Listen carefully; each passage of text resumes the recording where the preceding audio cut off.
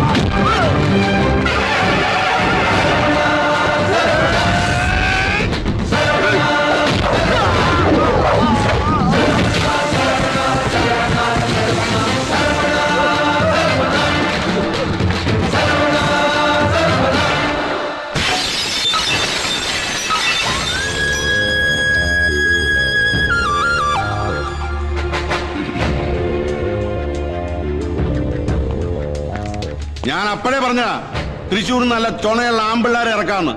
നാണം കെട്ട് വന്ന് നിൽക്കുന്നു.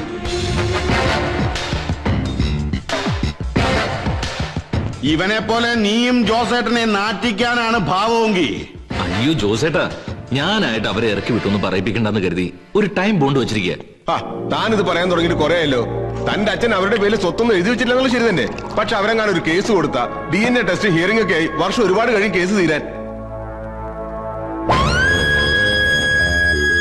കായ വിറ്റ് കറവീണ ഈ കൈ കൊണ്ട് കായ എണ്ണി തന്നിട്ടുണ്ടെങ്കിൽ അത് തിരിച്ചു പിടിക്കാൻ എനിക്കറിയാം.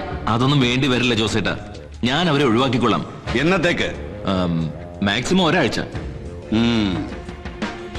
പറയുന്ന വാക്കിന് വില കൽപ്പിക്കുന്നവനാ ജോസ്. പക്ഷെ തെറ്റിച്ച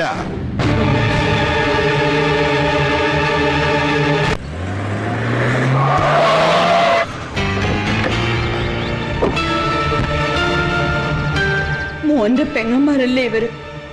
അവരിവിടുന്ന് ഇറങ്ങുക എന്ന് പറഞ്ഞ അമ്മയുടെ പാരമ്പര്യം കിട്ടിയിരിക്കുന്നത് കൊണ്ട് തെരുവിലൊന്നും അന്തി ഉറങ്ങേണ്ടി വരില്ല. ആർഭാടത്തോടെ ജീവിക്കാനുള്ള ഭാഗ്യമൊക്കെ ഇവള് സമ്പാദിക്കും. ഇല്ലേടി? ഇനി തോന്നിയ ദിവസം പറഞ്ഞ ആങ്ങളെയാന്നൊന്നും നോക്കില്ല. ഇവളുടെ വാക്കും കേട്ട് ഇവിടെ തന്നെ കിടക്കാനാണ് ഭാവമെങ്കിൽ കിടക്കണ കട്ടിലടക്കം പൊക്കിയെടുത്ത് കൊച്ചിക്കായല് താത്ത ഞാൻ.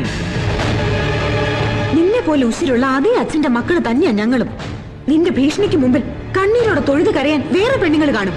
ആ കൂട്ടത്തിൽ നീ എന്നെ പെടുത്തണ്ട മോളെ. മാനം മര്യാദയായിട്ട് ഇറങ്ങിപ്പോകാനുള്ള ഒരു ലാസ്റ്റ് ചാൻസ് ഞാൻ തരുന്നു.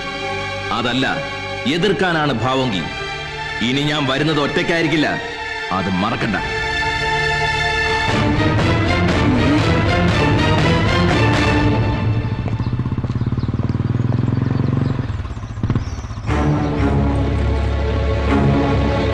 ആരാടി ഈ പുതിയ അവതാരം? പുതിയ താമസക്കാരനാ.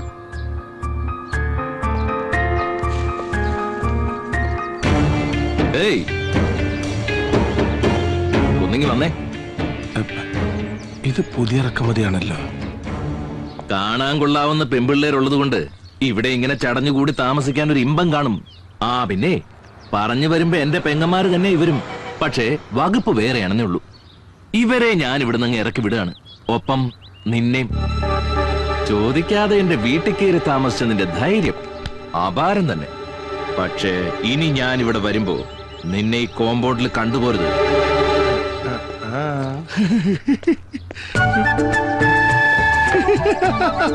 അപ്പൊ അതാണ് സംഭവം. ഒറിജിനൽ ഹൗസ് ഓണർ ആണല്ലേ? അല്ല അല്ല മേഡം പോവാ. ഞങ്ങളോട് വീട് ഒഴിയണമെന്ന് ആവശ്യപ്പെട്ട മേഡം ഞങ്ങള് വീട് ഒഴിയുന്നതിന് മുമ്പ് മേഡം ഒഴിയോന്നാ. ഇത് ഞങ്ങളുടെ കുടുംബകാര്യം. അതിന് വാടകക്കാരന്റെ സഹായം വേണ്ടി വരുമ്പോ അറിയിക്കാം.